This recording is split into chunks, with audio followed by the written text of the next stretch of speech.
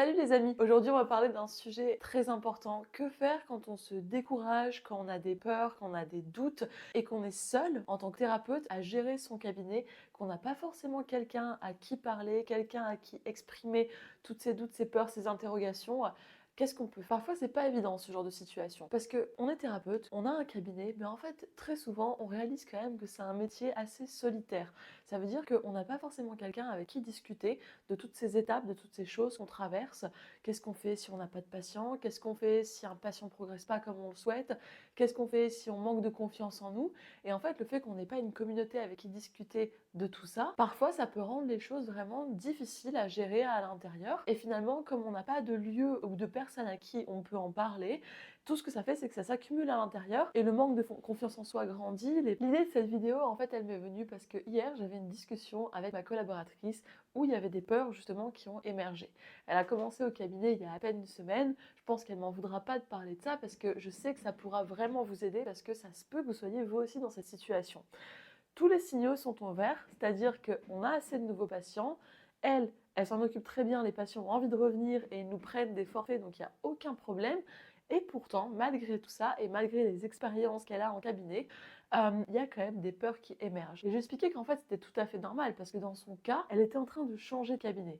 Donc ce qui fait que du coup, ça crée pas mal de changements à l'intérieur de soi. S'adapter à une nouvelle énergie, construire une nouvelle patientèle, ou alors reprendre une patientèle. Quand on crée beaucoup de changements comme ça à l'extérieur, forcément, si on n'a pas à l'intérieur une base solide, ancrée, et une sécurité intérieure très forte, on va être un petit peu brassé. Et ça, c'est tout à fait normal. Mais le problème, c'est quand ces peurs et ces doutes durent pendant plusieurs années. Donc là, concrètement, qu'est-ce qu'on peut faire? Quand on voit que les choses ne marchent pas, que ça alimente ce cercle vicieux et qu'on a de plus en plus peur, que ça marche de moins en moins, qu'on se décourage, donc on est submergé en fait par les émotions négatives. Dans ce cas-là, il y a plusieurs choses. Quelque chose d'important à comprendre, c'est que le fait de penser ne résout pas les peurs. On résout pas quelque chose dont on a peur ou quelque chose qui cause problème en pensant plus à cette chose-là. Généralement, ce qui résout les peurs ou ce qui résout les problèmes, généralement, ça va être le passage à l'action. Ça va pas être de rester planté à se faire du souci sur notre canapé ou au fond de notre lit. Donc maintenant, je vais vous proposer quelques petites pistes, si c'est votre cas, que vous êtes en grosse période de doute ou que vous avez des peurs par rapport à votre cabinet.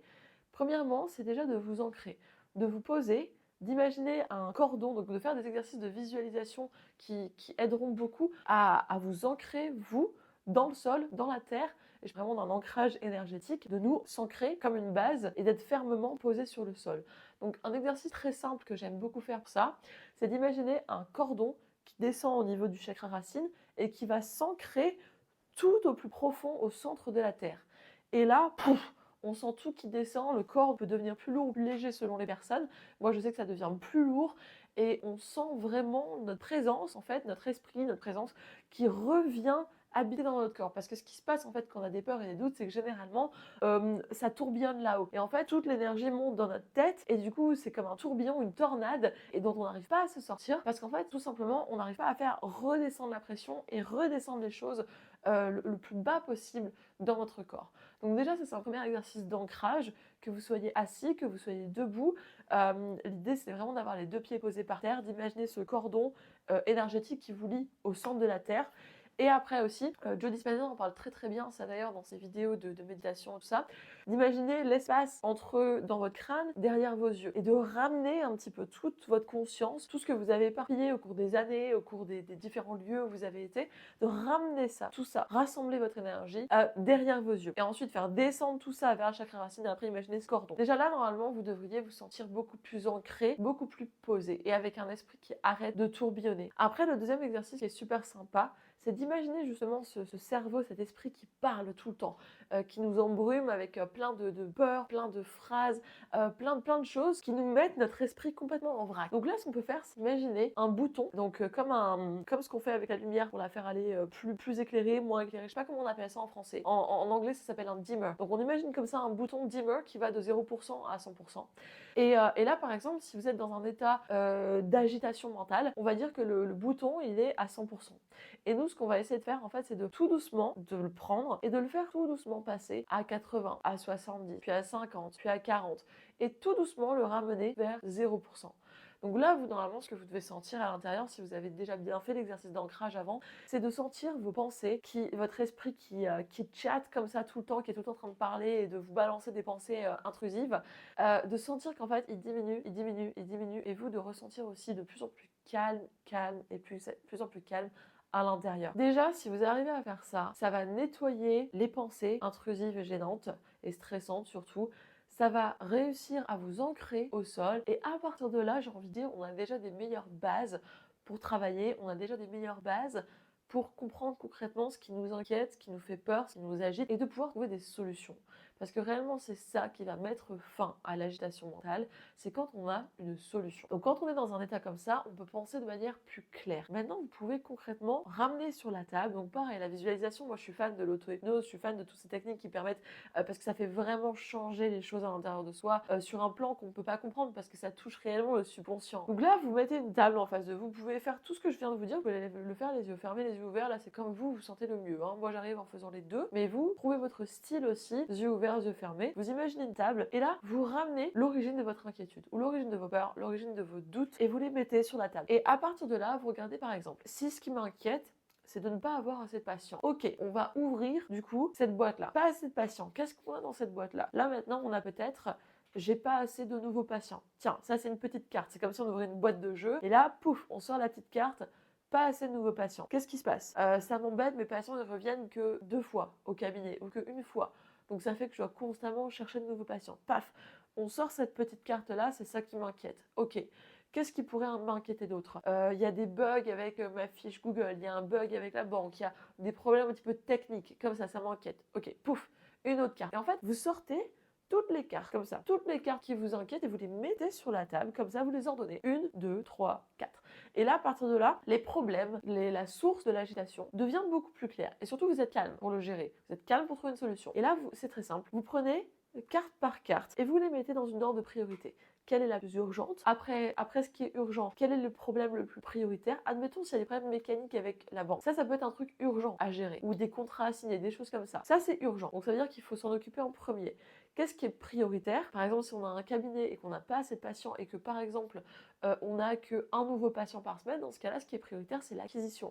Si on a beaucoup de nouveaux patients mais qui reviennent que 2 fois, dans ce cas-là, ce qui est prioritaire, c'est la conversion. Vous voyez ce que je veux dire? Et en fait, à partir de là, on arrive à écrémer et à voir, parmi cette confusion mentale, à voir réellement quelle est la vraie source du problème qui cause, quelle est en fait la cause qui cause cet effet que j'ai maintenant dans ma vie. Et quand on arrive à retracer la cause, l'effet que nous on constate, et c'est ce même effet qui nous cause de paniquer, et bien là, à partir de là, on peut maintenant mieux adresser la cause du problème, puisqu'on l'a identifié. À partir de ça, maintenant, on va regarder si notre problème, admettons, c'est la carte ne pas avoir assez de nouveaux patients au cabinet. On veut plus de nouveaux patients. Voilà, on veut faire grandir notre cabinet, notre patientèle, on veut plus de nouveaux patients. Dans ce cas-là, ce qu'on peut faire, on prend la petite carte problème d'acquisition et on va faire une liste tout simplement à côté de potentielles idées qu'on aurait pour résoudre ce problème. Ça peut par exemple être mieux communiquer sur les réseaux sociaux, se faire accompagner par quelqu'un qui a déjà monté un cabinet. Moi, ce que je fais par exemple dans le système, c'est le programme que j'ai pour accompagner les thérapeutes à développer leur cabinet en moins de 3-4 mois. Mais ça peut être aussi organiser des événements gratuits, contacter des gens autour de moi. Il peut y avoir plein de solutions et plein d'idées. Et à partir de là, vous pouvez tester. Donc ça, c'est ce que vous pouvez faire, du coup, les idées qui vous viennent en tête. Après, gardez toujours en tête aussi que vous aurez accès à juste à un certain niveau d'information. Généralement, les idées qui vont vous venir, c'est ce que vous avez été exposé toute votre vie, ok? Donc, malheureusement, ça veut dire que si vous avez été exposé à des croyances erronées ou des croyances limitantes qui ont été projetées sur vous par d'autres personnes, typiquement, ça va être ton cabinet va mettre 3 ans à fonctionner, la première année, tu ne pourras pas te payer, tu ne pourras pas partir en vacances, il faudra que tu prennes tous les patients, c'est-à-dire que tu ne pourras même pas dire non à ceux qui te font chier, à ceux qui sont ennuyants, qui arrivent en retard, qui ne te respectent pas. Enfin, en fait, généralement, il y a beaucoup de gens qui projettent leurs peurs, leurs croyances limitantes sur nous, ce qui fait que malheureusement, c'est ça que vous avez dans votre tête. Donc c'est ça qui va ressortir sur votre petite liste de solutions. Ça va peut-être être distribuer plus de cartes de visite, faire des flyers, tout ça, des trucs qui ne marchent pas forcément. C'est pour ça que j'ai mentionné de faire accompagner par quelqu'un, parce que personnellement, moi, c'est un des trucs qui m'a le plus aidé, me faire accompagner par quelqu'un qui savait faire les choses. Et par quelqu'un surtout qui pouvait répliquer son système dans mon cabinet. Et donc qui pouvait m'aider à moi aussi me propulser ma croissance. C'est-à-dire que Au lieu de passer, ça je l'ai pas fait avec mon propre cabinet, je l'ai appris il y a plusieurs années quand je travaillais en Angleterre. Et ce qui fait que là, quand j'ai créé mon cab, au lieu de mettre, je sais pas, 6 mois à 1 an à tourner, bah, vous voyez à peu près les 50 rendez-vous par semaine, je les ai atteints en l'espace de 5 mois. Donc du coup, au bout de 2 mois, j'étais à 30 rendez-vous par semaine. Mais ça, j'ai pu le faire parce que j'avais déjà appris comment faire, comment avoir ces résultats-là, grâce à d'autres personnes qui l'avaient fait avant moi. Pour revenir sur le sujet initial, on a des doutes et des insécurités.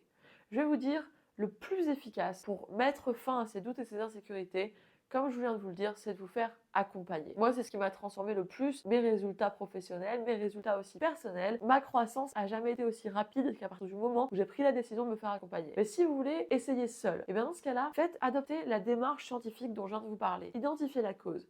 Listez les causes réelles et pas les causes imaginées de vos problèmes. On descend les émotions, on descend l'activation émotionnelle et à partir de là, on adopte une démarche scientifique d'exclusion. On exclut non, c'est pas ça, non, c'est pas ça. Bon, alors du coup, c'est ça, vraiment.